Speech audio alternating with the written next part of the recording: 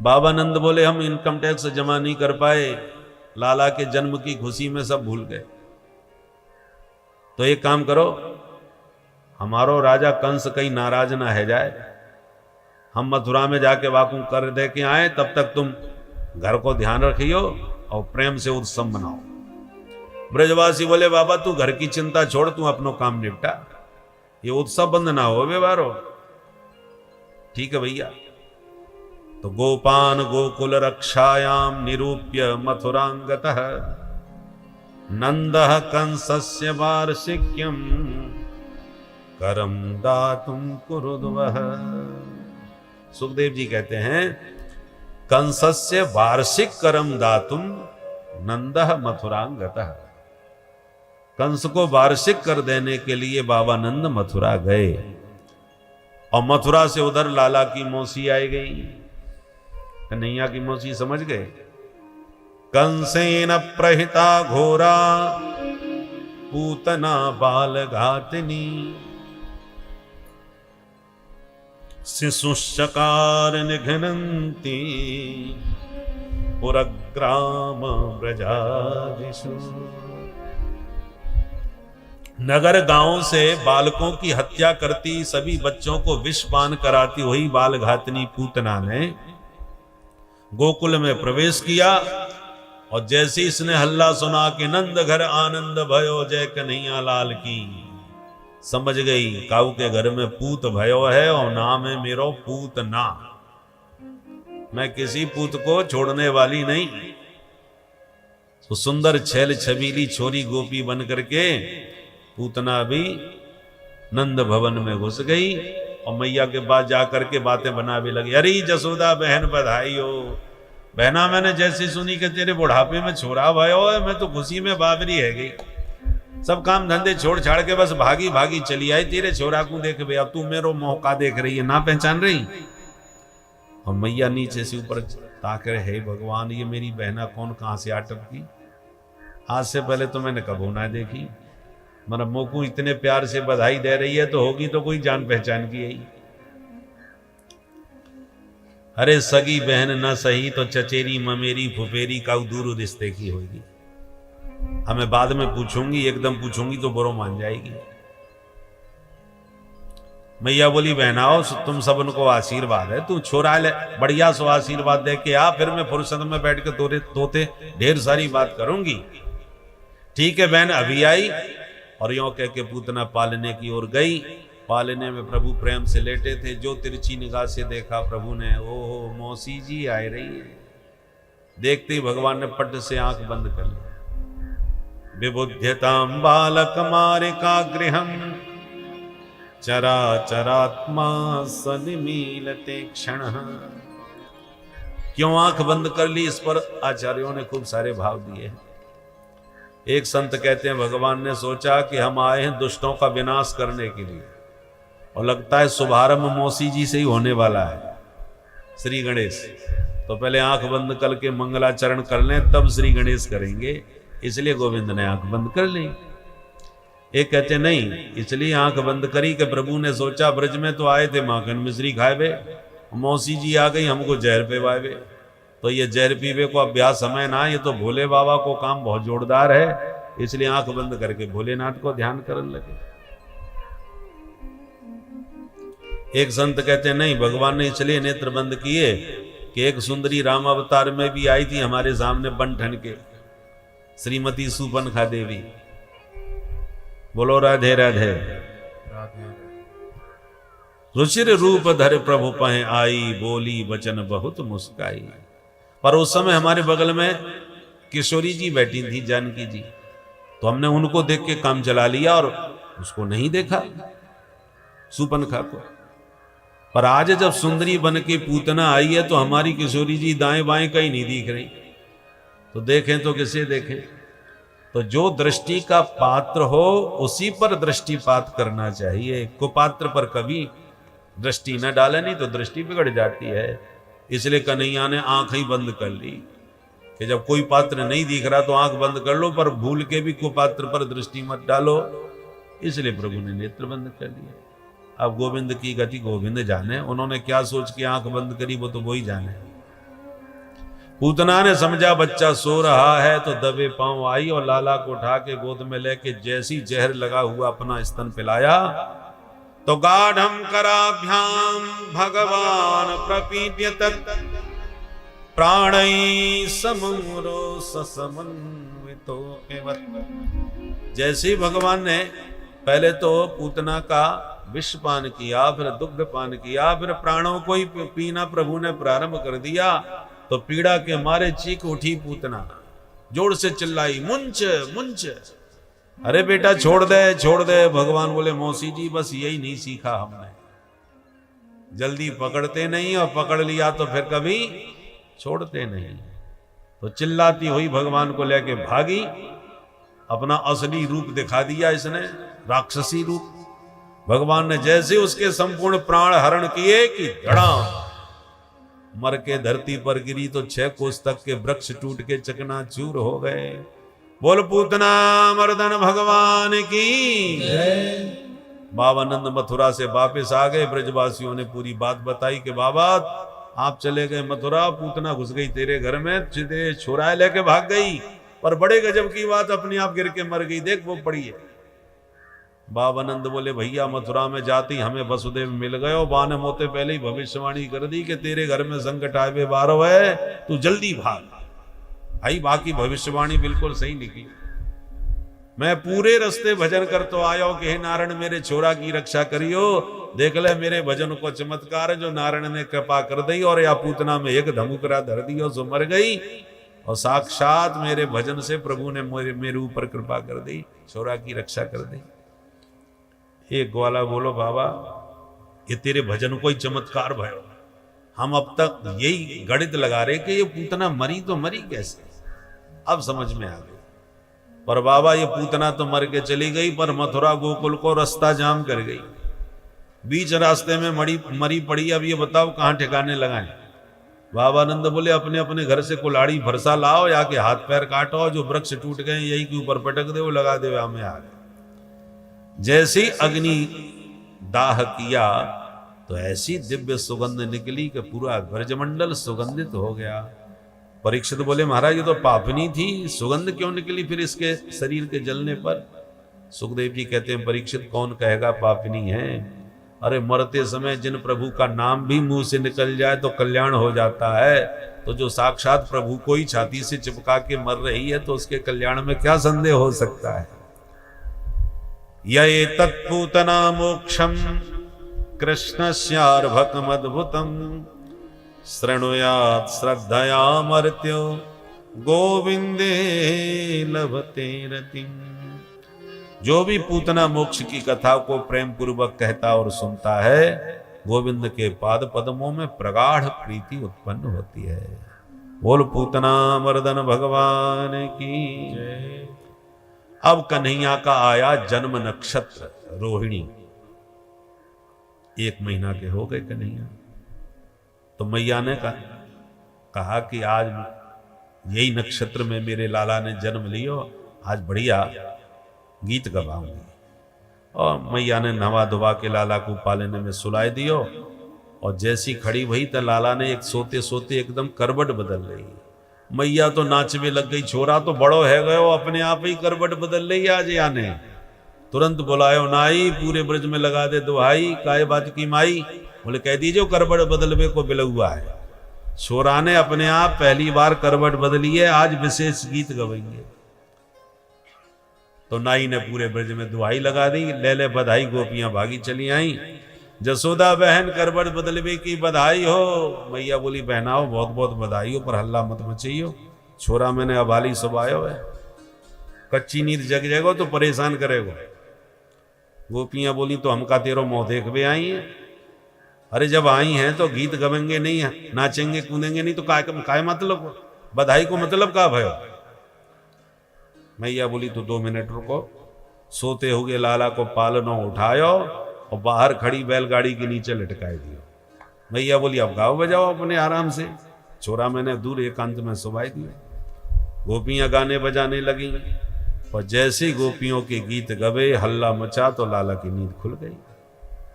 नींद खुलते ही चारों तरफ देखा तो मन में प्रभु ने सोचा वाह गीत हमारे लिए गाए जा रहे हैं, और जाके निमित्त गीत गा रहे हैं वो बाहर गाड़ी के नीचे लटक रहे हैं। भाई हमारा उत्सव है तो हमें ही बाहर क्यों लटका दिया? चलो भीतर चलें, पर चलना तो अभी हमको आता ही नहीं, कैसे जाएं? तो प्रभु ने ऊपर देखा, गाड़ी के नीचे लटक रहे हैं। तो रोते रोते पहले तो भगवान ने रोना चालू किया कि साथ रोने की आवाज सुन के कोई उठा के ले जाए, क्योंकि बाला नाम रोदनम बलम, बच्चों की तो एक ही ताकत है रोना। पर नैवा श्रणोद वै रुदितम सुतस्य सा रुदम स्तनार्थी चरणामुदक्षिपत। बहुत देर तक भगवान गला फाड़ के रोते रहे पर काऊ ने ना सुना। अब भगवान को बड़ा बुरा लगा कि गीत हमारे लिए गा रहे हैं, हम ही पड़े पड़े गला फाड़ के रो रहे, कोई देखने सुनने वाला ही नहीं। तो भगवान ने रोते रोते गाड़ी में एक लात मारी कि दम से पलट गई गाड़ी, माट मटका सब फूट गए। धमाधम की आवाज सुन के मैया दौड़ के बाहर आई, टूटी गाड़ी दिखाई, मैया जोर से चिल्लाई, कहाँ गए हो मेरो कन्हाई? ब्रजवासी सब दौड़ के आए और गाड़ी में से पालने के बीच से लाला को निकाल के मैया की गोद में दिया, मुस्कुरा के मैया का स्तनपान किया तो मैया की जान में जान आई। भाई छोरा तो ठीक ठाक है, पर बड़े गजब की बात है, आंधी तूफान कोई आयो ना है, बैल साण कोई निकरो ना है, धरी धरी धम से गाड़ी पलट कैसे गई अपने आप? दो छोरा भागते आए, मैया हम बताएं? बेटा बताओ। बोले मैया तेरो लाला रोवे लग गयो, तो हमने सोची जाए उठा के तेरी गोद में दे आए, और जब तक यहाँ के पास में हम पहुंचते तब तक तो यहाँ ने रोते रोते वो लात मारी कि धम से पलट गई गाड़ी। मैया बोली दारी के हो, घर से भांग पी के निकले हो, या कल के नेक से छोरा ने लात मार के इतनी बड़ी गाड़ी पलट दी? भाग यहाँ थे। मैया ने डांट के भगा दिए, पर यह बात पे नेक भी विश्वास नहीं किया। कौन विश्वास करेगा? ऐसे भगवान ने सकट भंजन किया। एक दिन कंस का भेजा हुआ तृणावर्त नाम का दैत्य तूफान बन के आ गया, गोल गोल चक्रवात का रूप बना के आया। मैया गोद में लिए लाला को स्तनपान करा रही थी। प्रभु ने तिरछी निगाह से देखा, ओहो मामा जी ने उड़न खटोला भेज दियो मेरे ताई।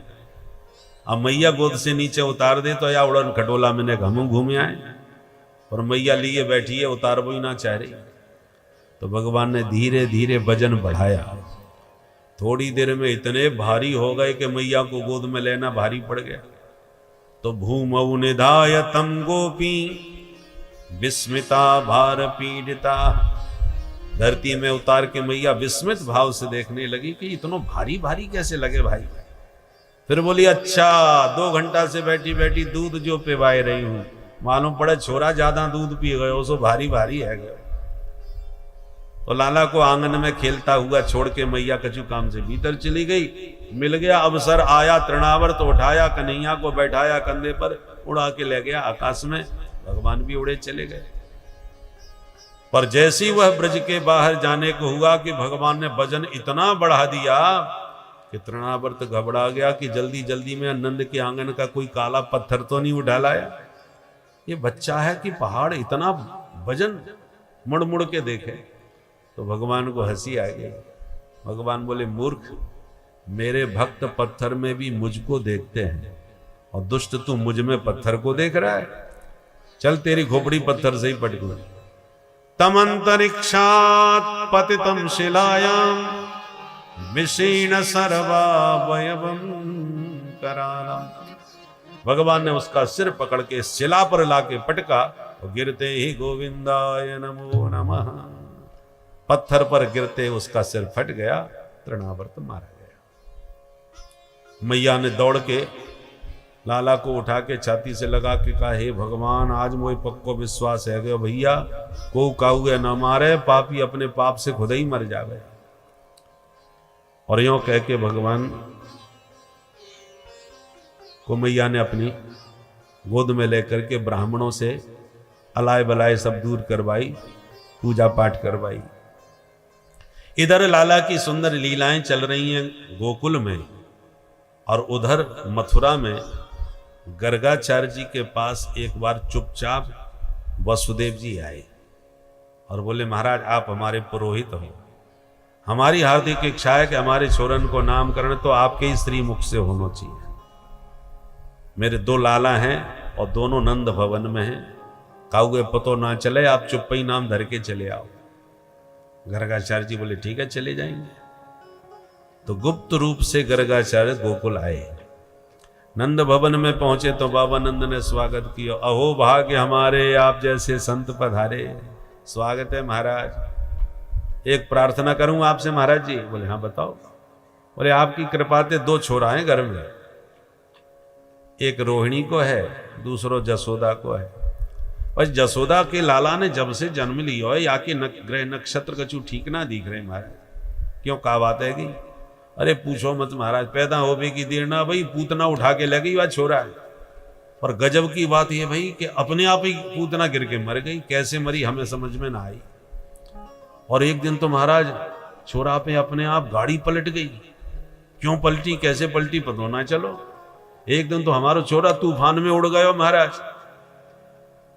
बाल बाल बचो। अब आप ही बताओ यहाँ पे कौन सी 7.5 चल रही है। गर्गाचार्य जी बोले हम यहाँ की ग्रह दशा सब बता देंगे, पहले छोरा को नाम बता, तब हम आपको राशि फल देखें। नंद बाबा बोले महाराज नाम तो अब है कछु ना धरो मैंने। ले जब नाम ही ना है तो आप मैं कौन सी राशि देखूं फिर? नंद बाबा बोले यदि ऐसी बात है तो आप ही कछु नाम धर दे आज। बाबा बोले हाँ नाम तो धर देंगे, पर हमारी एक शर्त है। कहा? बोले शांत एकांत में नामकरण कराओगे तो हम कर सके, हल्ला मचाओगे तो नहीं। नंद बाबा बोले जैसी आपकी आज्ञा होगी वही की होएगा महाराज। एक काम करो, आप गौशाला में बैठ जाओ, मैं चुप ही छोरा लेके आऊं, आप चुप ही नाम धर के चले जाओ, मैं काऊगे ना बुलावे बाबा। ठीक है। गर्गाचार्य जी लगा आसन बैठ गए गौशाला में। नंद बाबा ने भीतर खबर करी तो दोनों माताएं अपने अपने छोरन को नामकरण करावे गोद में लेके चल पड़ी। चलते चलते रोहिणी जी बोली बहन जसोदा या पंडित को बहुत नाम सुन राखो है, या गर्गाचार्य जैसो पंडित विद्वान कोई ना आया मथुरा मंडल में। अच्छा। जसोदा जी बोली बहन तू कह तो या पंडित की मैं कछु परीक्षा लेके देखूं आज। बहना तू कैसे परीक्षा लेगी? बोले एक काम कर, मेरे छोरा है तू ले ले, तेरे छोरा है मैं ले लूं, पक्को पंडित होएगा तो बताई देगो। ठीक है। तो अदला बदली करके दोनों माताएं पहुंच गई गौशाला में। महाराज जी प्रणाम, दंडोत करके बैठ गई। बाबा ने आशीर्वाद दियो और आशीर्वाद देती बाबा की दृष्टि नंद के लाला पर चली गई। जो लाला की आभा प्रभा शोभा का दर्शन किया, बाबा की आंखें खुली की खुली रह गईं और देखते देखते ऐसा प्रेम उमड़ा कि उनकी प्रेम समाधि लग गई। निर्निमेष नयनों से निरंतर निहारते ही रह गए। ध्याता ध्यान ध्येय तीनों एक हो गए। और मैया सामने बैठे बैठे सोच रही है महाराज जी बड़े ध्यान से छोराए देख रहे हैं, मालूम पड़े बा को भविष्य पढ़ रहे होंगे, बा के माथे की रेखा पढ़ रहे होंगे। तो मैया हाथ जोड़ के बैठी रही। माताओं को बैठे बैठे 1 घंटा बीत गयो, बाबा कछु बोले ही ना रहे। बाबा की तो लग गई समाधि। जब 1 घंटा बीत गयो तो मैया धीरे से बोली महाराज मोए घर के और काम निपटाने, अब तक तो आपने नाम विचार कर लियो होए हो, बताओ कहा नाम रखोगे? अब बाबा होए तो नाम रखें, बाबा की तो गई समाधि। जब कछु ना बोले बाबा तो मैया रोहिणी को इशारो करे, बहना ने देख तो सही है बाबा जी ये का है गयो, ना बोले ना चाले ना हिले ना डुले ना मटके ना सटके, पलक भी ना झपके। रोहिणी जी बोली बहना मुझे तो लगा बाबा की सांसों ना चले। अब मैया घबराई, भगवान तो या बाबा जी ये मेरो ही घर मिलो कलंक लगाए बेकू, अच्छे भले बैठे ठाड़े या बाबा जी ये का है गयो अचानक। मैया तो हाथ पकड़ के हिलावे लगी, महाराज जी सोई बाबा की समाधि खुल गई। सावधान संभल करके बावन गर्गाचार्य जी बोले हाँ हाँ देवी हमने तेरे छोरा को नाम सोच लियो। मैया बोली धन्य महाराज, ऐसे नाम सोचो जाए। महाराज जी मैं तो कछु और ही सोच में लग गई, अब जल्दी करवा करो, आपने कहा नाम विचार कियो है।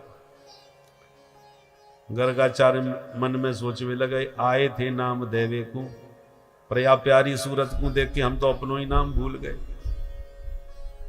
संभल के बाबा ने दोनों को दोबारा ध्यान से देखा। मन में सोचा कहीं हमारी परीक्षा तो ना है रही, या अदला बदली कैसी नजर आ रही। ध्यान से दोनों को देखा और तुरंत जसोदा जी से बोले, सुन जसोदा। बोलो महाराज। अयम ही रोहिणी पुत्रो रमयन सुहृदो गुणैः आख्यास्यते राम इति बलाधिक्यात् बलम्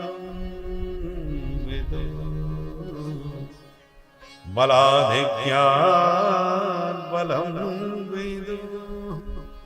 मैया, तेरी गोदी में ये जो छोरा है वो निश्चित रूप से रोहिणी को लाला है। अयम ही रोहिणी पुत्र है। इतना सुनते ही मैया मुस्कुरा के रोहिणी की तरफ देखने लगी। बहना, पक्को पंडित निकरो भाई, खड़िया पंटन बाबा ना है, जैसो नाम वैसो काम।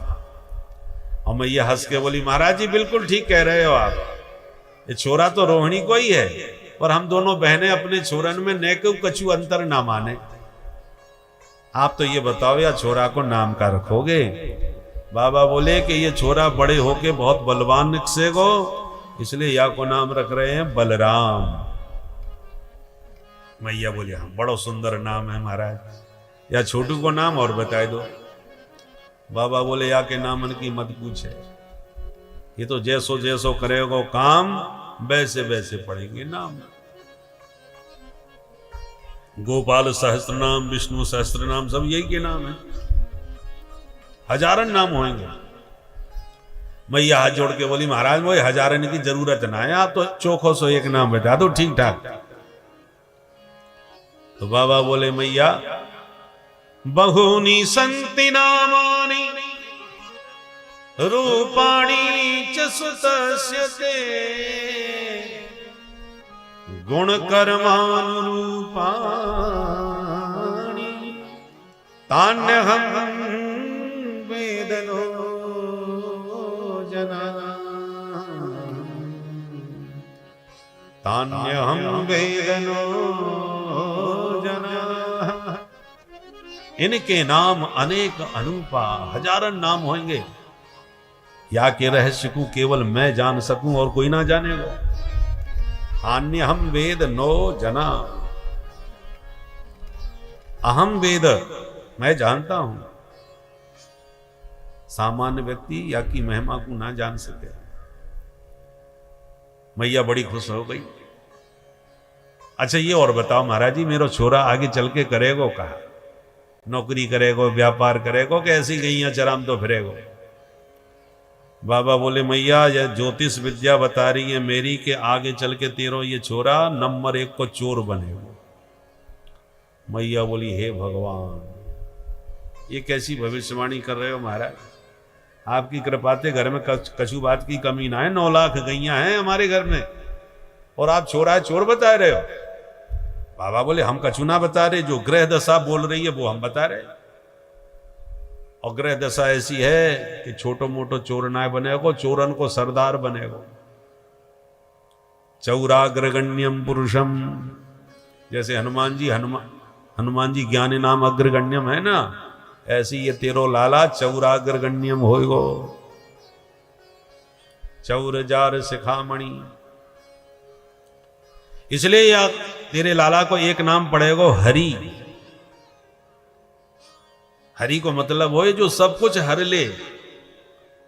हरति गोपी नाम चित्तम वित्तम नवनीतम इति हरि, जो सब कुछ हरण करे वाको नाम हरि। मैया बोली, बस बस महाराज, ज्यादा भविष्यवाणी अम्मो ना सुनी, नहीं तो मैं सोच सोच के बाबरी आ जाऊंगी। मैया गोद में लेकर के भीतर आई और बोली, बहना महाराज जी विद्वान तो बहुत जबरदस्त हैं भाई, एक निगाह में पहचान गई कौन को छोरा कौन सो है, पर नाम टेढ़े मेढ़े से धर दिए। कृष्ण कहवे में मेरी तो जी भी लटपटा जाएगी। मैंने तो 2 नाम रख लिए बहना, महाराज जी ने नाम रखे कृष्ण बलराम, मैंने घर के नाम रख दिए कनुआ और बलुआ। सीधो सो नाम बोलवे में आराम। छोरा को चाहे जितना बढ़िया नाम धर ले, पर मैया लाड़ प्यार को एक नाम अपनी तरफ से कछु न कछु जरूर रख ले। तो कृष्ण की जगह पर कनुआ, कन्हैया, कान्हा, ये मैया के लाड़के नाम घर के। अब धीरे धीरे दोनों कनुआ बलुआ घुटनों के बल चलना प्रारंभ कर दिए। कभी कभी घुटनों के बल रेंगते रेंगते गौशाला में चले जाते हैं, वहां गायों का गोबर मूत्र पड़ा हुआ है तो उठा उठा के गोबर की मालिश करने लगते हैं और 2 मिनट में पूरे गोबर गणेश बन के खड़े हो जाते हैं। मैया जब देखती है तो डांटती हुई बोलती है, चोरे कनुआ पूर्व जन्म को सुगर है का, जब देखो तब गोबर कीचड़ में लिपट तो फिरे। तो कन्हैया मुस्कुरा के दाऊ जी की तरफ इशारा करते हैं, देख लो दाऊ दादा, मैया ने मोह बिल्कुल ठीक पहचान लियो, क्योंकि भगवान का सबसे पहला अवतार धरा धाम पर महावराह शुकर के रूप में ही तो हुआ था। कभी गायों के सींग से लटक जाते हैं तो कभी चंदा मामा के लिए मचल जाते हैं, और इस प्रकार क्रीड़ा करते कन्हैया अब पैया पैया चलना प्रारंभ कर दिए ब्रज की वीथियों में, गलियों में। एक दिन अपने सखाओं से बोले, ब्रजवासियों चलो कछु नयो खेल खेलें आज। लाला बताओ कौन सा नयो खेल खेलेंगे। कन्हैया बोले, मित्रों चलो आज चोरी चोरी खेलें। ब्रजवासी बोले, दारी के ये कोई खेल है, चोरी करेगा मैया सुनेगी वो पिटाई करेगी कि छठी को दूध याद आ जाएगा। कन्हैया बोले, अपन रुपया पैसा की चोरी की बात थोड़ी कर रहे हैं भैया, तो बोले खावे पीवे की माखन मिश्री की चोरी, खावे की चोरी ना मानी जाए। ब्रजवासी बोले, खावे पीवे की कमी पड़ गई तेरे घर में जो दूसरे के घर में चोरी करेगा। कन्हैया बोले, सुनो मेरे घर में कोई कमी ना है, प्रया श्री दामा को देखो, मधुमंगल देखो, सब 1.5 हड्डी के हो रहे। और जब मैं पूछूं भैया कमजोर कैसे पड़ रहे हो, तो सब एक ही जवाब दें कि माखन तो बहुत होए पर मैया सब बेच आवे, जो बचे वो खावे को मिले। बोलो कितनी गलत बात है, सेवा करें गैयन की हम ग्वाला और गोरस खावे ये मथुरा के लाला। ब्रजवासी बोले, कन्हैया तेरी बात में तो दम है भाई, अच्छा तो चल कौन के घर चोरी करें आज। कन्हैया बोले, आज पहले अपने घर में चोरी करे को अभ्यास कर लो, घर में सफल होंगे तब दूसरे के घर में चलेंगे। ठीक है भाई, सबने अपने अपने घर करी चोरी। दूसरे दिन फिर मीटिंग भई, सबने अपनी अपनी कहानी सुनाई, कछु सफल भय, कछु विफल भय, कछु पकड़े गए, कछु पिट के पहुंचे। तो जो पिटे पिटाए पहुंचे वो कान पकड़ के बोले, कन्हैया हम तो चोरी कबू ना करेंगे भाई, मैया ने पकड़ के जो पिटाई करी हमारी, हमें तो नानी याद आ गई। कन्हैया बोले, जा दारी के पहली बार चोरी करी और पिट के चलो आयो, चल मैं सिखाऊं कैसे चोरी करी जाए। अच्छा लाला एक काम कर, हम सब तेरे संग में ही चलेंगे, तू जो कहे वो सो करेंगे। कन्हैया बोले, ठीक है तो एक काम करो, अपन सब मिलके मंडली बना लो, मिलजुल के काम करो। अपनी मंडली को नाम क्या होना चाहिए। कन्हैया बोले, अपनी मंडली को नाम होएगा बाल गोपाल चौर विद्या प्रचार मंडल। सर्वसम्मति से मंडल बन गया, मंडलाध्यक्ष कन्हैया बन गए, घर घर में माखन चोरी प्रारंभ हो गई। बोल माखन चोर भगवान की जय। ये माखन की चोरी क्यों करी, उसके बहुत से कारण हैं। पहला कारण है कि ब्रज में जितना गोरस होता था बहुत अधिक मात्रा में उसे मथुरा कंस के पास भेजना पड़ता था टैक्स के नाम पर, और कंस के मल्ल चाणूर मुष्टिक खा पी करके शक्तिशाली हो रहे थे। तो भगवान को लगा हमारे ब्रजवासियों के माखन से असुरों की शक्ति बढ़ रही है, इस पर रोक कैसे लगाया जाए, प्रतिबंध कैसे लगाया जाए। तो भगवान ने अपने छोटे ग्वालों की मंडली बनाई और घर घर जाके माखन के मटके पहले ही खाली कर दिए खा पी के। तो जब बचेगा ही नहीं तो फिर टैक्स कहां से दिया जाएगा, न बादशाह बचे न कुत्ते खाए। तो सीधे प्रतिबंध तो नहीं लगाए, बाकी ब्रजवासियों को खिला करके ब्रजवासियों की शक्ति बढ़ाई। दूसरा कारण, ब्रज की प्रत्येक गोपी हृदय से चाहती थी कि कभी नंद नंदन हमारे घर आवें और हमारे आंगन को भी पावन बनावें, हमारे हाथ का भी माखन कभी खावें। पर यह सोच के उदास हो जाती थी कि इनके घर में तो 9 लाख गैयां हैं, दूध दही के भंडार भरे पड़े हैं, तो हमारा माखन खाने क्यों आएंगे कन्हैया। भगवान है भक्त वांछा कल्प तरु, उन ब्रजांगनाओं का मनोरथ सिद्ध करने के लिए भगवान ने मां कंचोरी लीला को माध्यम बनाया और घर घर में जाके ब्रज गोपियों का माखन खा के उनका मनोरथ पूर्ण किया।